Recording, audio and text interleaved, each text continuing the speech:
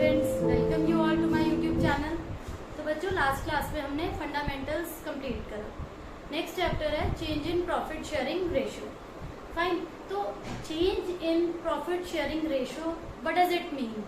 कि profit sharing ratio partners की change हो रही है। पार्टनर्स प्रॉफिट शेयरिंग रेशियो को चेंज क्यों करेंगे? In what circumstances they need to change profit sharing ratio? कुछ इस टाइप के केसेस हो जाते हैं कि पार्टनर्स को उस रेशियो को चेंज करना पड़ता है। इनिशियली वो जिस रेशियो में शेयर कर रहे हैं अपने प्रॉफिट्स को, तो वो क्या केसेस हैं जब पार्टनर्स को उन्हें चेंज करने की नीड लगती है। तो सपोज दो पार्टनर्स हैं, ए एंड बी। इनिशियली वो एक पार्टनरशिप फर्म रन कर रहे हैं। एक न्यू पार्टनर ने उनकी फर्म ज्वाइन कर ली।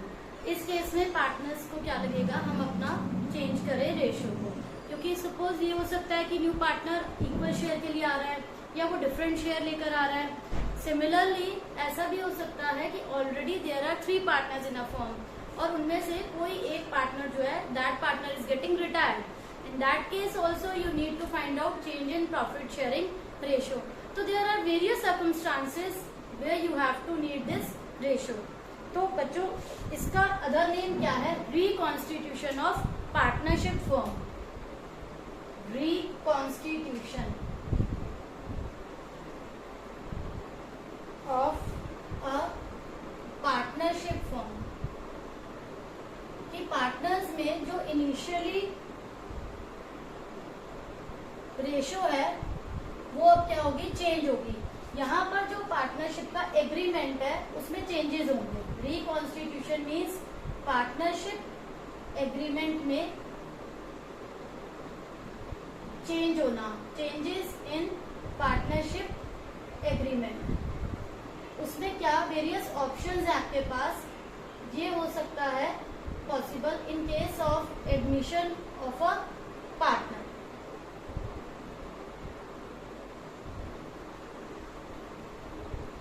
Let's start with the explanation of this admission of a partner. इसमें क्या होता है, suppose already 2 partners are there, A and B, and उनकी रेशियो है बच्चों 3:2। तो जो पार्टनर्स की 3:2 रेशियो है, यहाँ पर सी एक नया पार्टनर फर्म को ज्वाइन करता है and that partner is for 1/4 share के लिए वो फर्म को ज्वाइन कर रहा है। तो इस केस में उनका जो ओल्ड एग्रीमेंट है इट गेट्स चेंज, बिकॉज यहाँ नया पार्टनर उनकी फर्म को ज्वाइन कर रहा है। वो पार्टनर इक्वल शेयर के लिए भी ज्वाइन कर सकता है और अनइक्वल के लिए भी। तो here you need to find out the change in profit sharing ratio. इसके अलावा नेक्स्ट केस है जिसमें कि उनकी रेशियो चेंज हो सकती है। वो पॉसिबिलिटी है रिटायरमेंट के केस में। ये होता है retirement of a partner.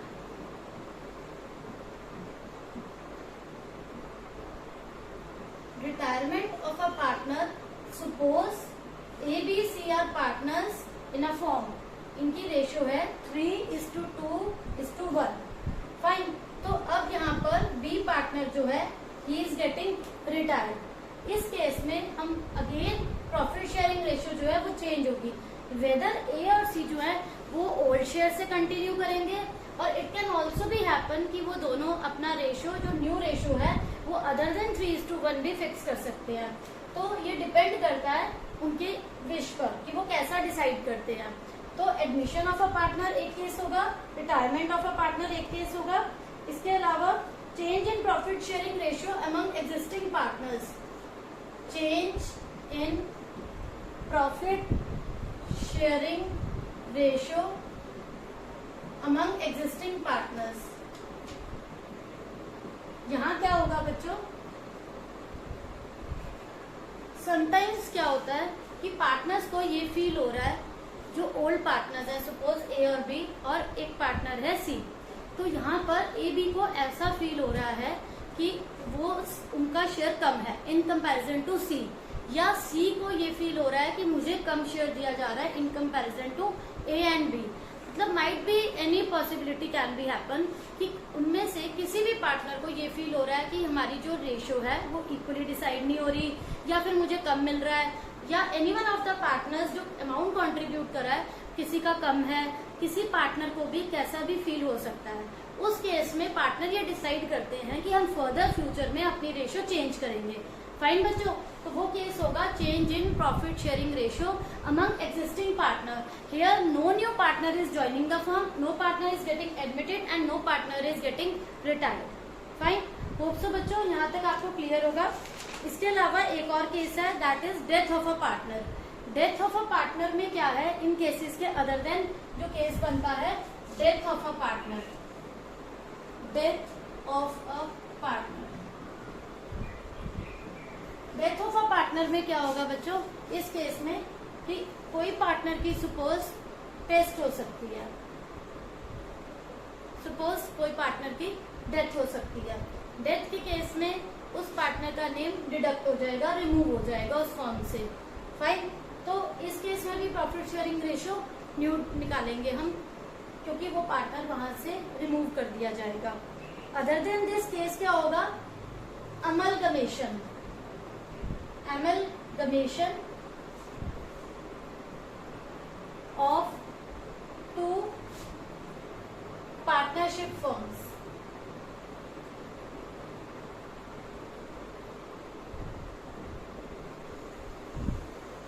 Amalgamation के केस में क्या होता है बच्चों, suppose one firm is A B firm, another firm is X Y firm. Both of the firms have decided कि इन दोनों के बीच में जो भी कंपटीशन है ये इनको ज्वाइन कर ले अगर, तो वो कंपटीशन रिड्यूस हो जाएगा। अगर ये दोनों मिलकर कर ले तो हमारे फाइनेंशियल रिसोर्सेज इंक्रीज हो जाएंगे, हम फाइनेंशियली स्ट्रांग हो जाएंगे, कंपटीशन गेट्स रिड्यूस। तो ये दोनों फर्म ने डिसाइड करा कि अगर हम मिलकर बिजनेस करें, that is known as amalgamation of two firms. In that case also you need to calculate profit sharing ratio of partners. Fine बच्चों, there are such a different cases। तो बच्चों इसके बाद हमारा नेक्स्ट टॉपिक आता है sacrificing ratio. Sacrificing ratio,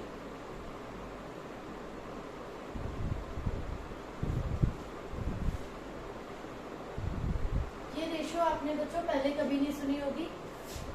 इस ratio का मीन्स क्या है, जब कोई न्यू पार्टनर फर्म ज्वाइन करता है, क्या है उस टाइम पर क्या होता है, न्यू पार्टनर के आने पर सपोज ओल्ड पार्टनर्स है ए बी, रेशियो है 3:2। अब एक न्यू पार्टनर ने फर्म ज्वाइन करी सी फॉर 1/2 शेयर। ऐसा भी हो सकता है कि न्यू पार्टनर के ज्वाइन करने पर ओल्ड पार्टनर्स में से किसी पार्टनर को सेक्रीफाइस करना पड़े, एंड इट माइट ऑल्सो भी हैपन कि किसी पार्टनर को गेन हो जाए। इट इज नॉट कंपल्सरी कि ईच एंड एवरी टाइम दोनों पार्टनर सेक्रीफाइस ही करेंगे।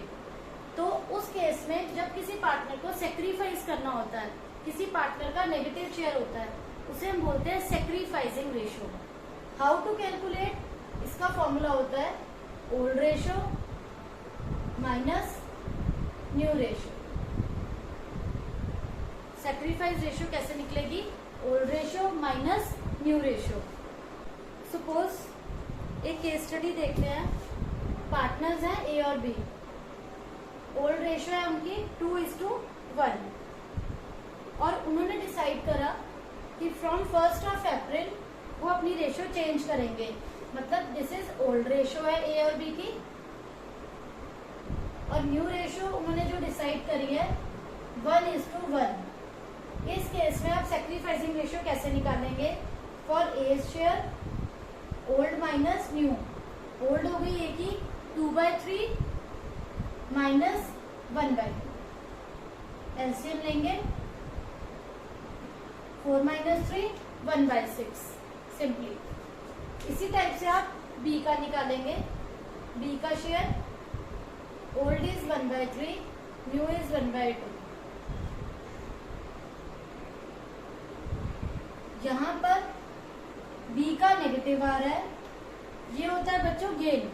अगर किसी पार्टनर का गेन आ जाता है तो इसे हम बोलते हैं गेनिंग शेयर, और 4 - 3 ए का आ रहा है 1/6, दिस इज सैक्रिफाइसिंग।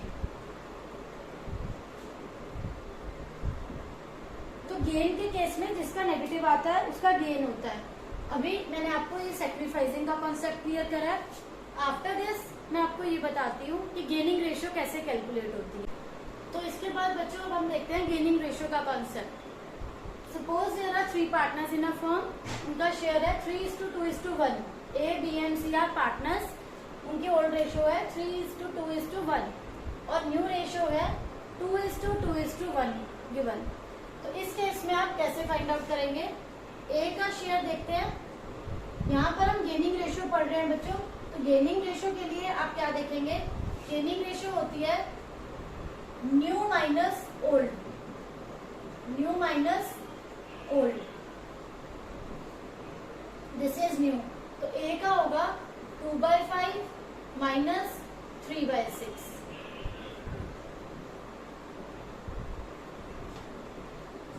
तो जिस पार्टनर का भी नेगेटिव आ रहा है उस पार्टनर को गेन हो रहा है।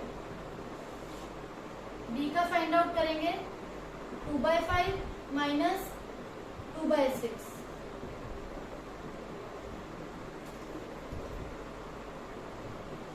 To by 30। बी का सेक्रीफाइस आ रहा है, जिस पार्टनर का पॉजिटिव आएगा उसका सेक्रीफाइस होगा और जिस पार्टनर का नेगेटिव आएगा उसका गेन होगा। सी के केस में 1/5 माइनस 1/6। सी का भी यहाँ पर सेक्रीफाइसिंग शेयर आ रहा है और बी का भी, बट ए का क्या निकल रहा है बच्चों? Gaining share. जिस पार्टनर का भी नेगेटिव आएगा that will be the gain of that partner. Fine, hope so बच्चों यहाँ तक आप सबको क्लियर होगा। चलते हैं नेक्स्ट टॉपिक के लिए। So students, our next topic is goodwill. What do you mean by goodwill? Have you ever listen this word goodwill? Simply it means the image of the firm. Goodwill means the image of the firm earned by the firm, or you can say profit earning capacity of the firm, or good name of the firm. You can say simply good name of the firm, or you can say image of the firm.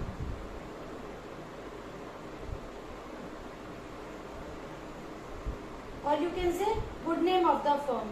Generally goodwill की term जो denote करी गई है, it arises from connections and reputation of the firm earn. यहाँ पर goodwill किस लिए use करा कि एक फर्म ने लास्ट इतने इयर्स में जो भी वर्क करा है, जो उसकी अर्निंग कैपेसिटी है, जो उसकी इमेज है मार्केट में, दैट इज द गुडविल। इसके बाद बच्चों टॉपिक है आपका, जैसे कि आप सबको पता है हम थ्योरी पार्ट कर रहे हैं। थ्योरी पार्ट में गुडविल के लिए जो एक इनडायरेक्टली वर्ड यूज होता है, it is an intangible asset. Tangible और intangible, you have studied it in 11th class. Tangible means which you can see और which you can touch. Here we have used the word intangible. Goodwill ऐसी नहीं है कि हम उसे touch करें, ये इमेज है किसी की, आप उसे टच नहीं कर सकते। It is the reputation, it is the image जो एक फर्म ने क्रिएट करी है, आप उसको टच नहीं कर सकते। That's why it is an intangible asset. Why it is known as asset? Because it is a reputation which you have earn, you don't have to pay to anyone. Fine, तो that is simply it is an asset, intangible asset which you can not touch.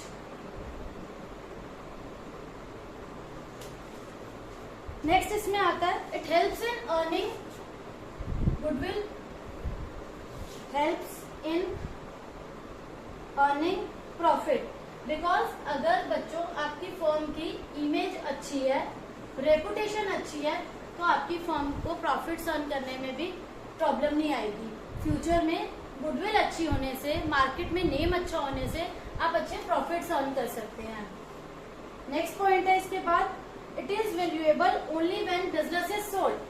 कोई भी businessman अपनी life time में goodwill नहीं calculate करता अपनी firm की, because उसे नीड नहीं है, उसका बिजनेस कंटिन्यूएशन में है, इट्स गोइंग ऑन। इसकी नीड कब होती है? जब कोई न्यू पार्टनर फर्म ज्वाइन कर रहा है, तो आप उसे अपनी इमेज में कितना शेयर देंगे, then you have to need कि आप गुडविल की कैलकुलेशन करेंगे। अगर एक कोई पार्टनर रिटायर हो रहा है, उसके बाद आप ये देखेंगे रिमेनिंग पार्टनर्स को गुडविल में क्या शेयर मिलता है। सो कोई भी बिजनेसमैन गुडविल की कैलकुलेशन तब तक नहीं करते जब तक it's going on, running business है, तब करते हैं जब आपका बिजनेस वाइंड अप हो जाता है। दैट्स वाई कि अब आप उसकी कैलकुलेशन कर रहे हैं कि उसका शेयर, उसमें आपको कितना कितना कंट्रीब्यूशन मिलेगा, इमेज आपने कितनी अर्न करी है, या आप अपने बिजनेस को थर्ड पार्टी को सेल कर रहे हैं तो आप थर्ड पार्टी से उसकी क्या वैल्यूएशन लेते हैं अपनी फर्म की गुडविल की, तो तब आप इसकी कैलकुलेशन करते हैं। अदरवाइज जब तक आपका बिजनेस कंटिन्यूएशन में है आप बिजनेस की गुडविल की कैलकुलेशन नहीं करते हैं।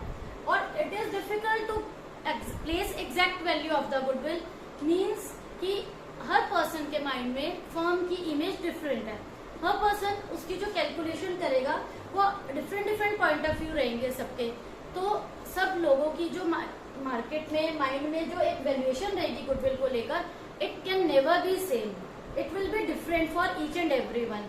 नो वन कैन से कि इक्वल वैल्यूएशन होनी चाहिए गुडविल की, कि ए पार्टनर ने वैल्यूएशन करी तो गुडविल इतनी आ रही है फर्म की, बी पार्टनर ने करी तो इतनी आ रही है। सब लोगों के माइंड में एक डिफरेंट क्राइटेरिया है, सब डिफरेंट वे से इसकी कैलकुलेशन कर सकते हैं, तो इसके डिफरेंट मेथड्स भी हैं जो हम अभी आगे स्टडी करेंगे।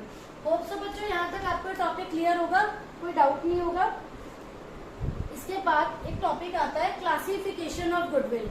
Next is classification of goodwill. Classification of goodwill क्या है, इसमें हम स्टडी करते हैं कि गुडविल के टाइप्स क्या हैं। One is purchase goodwill, another is self generated goodwill, self generated goodwill. What is purchase goodwill? Purchase goodwill is the goodwill which a firm is acquired by making a payment. जब किसी firm ने कुछ amount पे करा और उस goodwill को purchase करा, that is known as purchase goodwill. और उसका एक फॉर्मूला क्या होता है परचेज कंसिडरेशन का, जब भी कोई आप बिजनेस खरीदते हैं तो आप किसी भी बिजनेस के असेट्स भी लेते हैं और लायबिलिटीज भी। उस केस में आपका ये फॉर्मूला क्या होता है, असेट्स माइनस लायबिलिटीज, जो आप गुडविल परचेज करते हैं। तो ये तो हुई परचेज गुडविल। इसके बाद सेल्फ जनरेटेड गुडविल क्या है, self generated goodwill is a goodwill जो हमने क्रिएट करी है अपने बिजनेस की, जो इमेज हमने बनाई है अपनी फर्म की, मतलब it is generated over a long period of time. आपका बिजनेस लास्ट 10 ईयर्स ओल्ड है, 20 ईयर्स से आप इस बिजनेस को कर रहे हैं, तो जो आपने इमेज क्रिएट करी है ये आप बाय नहीं कर सकते किसी से। लाइक परचेज गुडविल आप इसको किसी दूसरी फर्म से बाय करते हैं, फाइन, इस गुडविल को आप बाय नहीं करते, ये सेल्फ जनरेटेड है, आपकी खुद की क्रिएट करी हुई है। तो बच्चों यहाँ हमारा थ्योरी पार्ट कम होता है, गुडविल के बारे में स्टडी करा। It is N intangible asset, it is the image created by the firm, हमने इसके फीचर्स देखे, it helps in earning profits, it is N intangible asset, it creates good name, good image. After that मैंने आपको इनका types बताया, purchase goodwill, self generated goodwill. Now अब आप next video में देखेंगे कि हम गुडविल के मेथड स्टडी करेंगे। यहाँ तक हमारा थ्योरी पार्ट कंप्लीट होता है चैप्टर 2 का, जो कि change in profit sharing ratio है। इसके बाद आप नेक्स्ट वीडियो में कंटिन्यू क्या करेंगे, न्यूमेरिकल पोर्शन। होप सो बच्चों यहाँ तक आपको सब क्लियर होगा। अगर किसी को कुछ भी डाउट हो you can ask in comment section. Fine, thank you.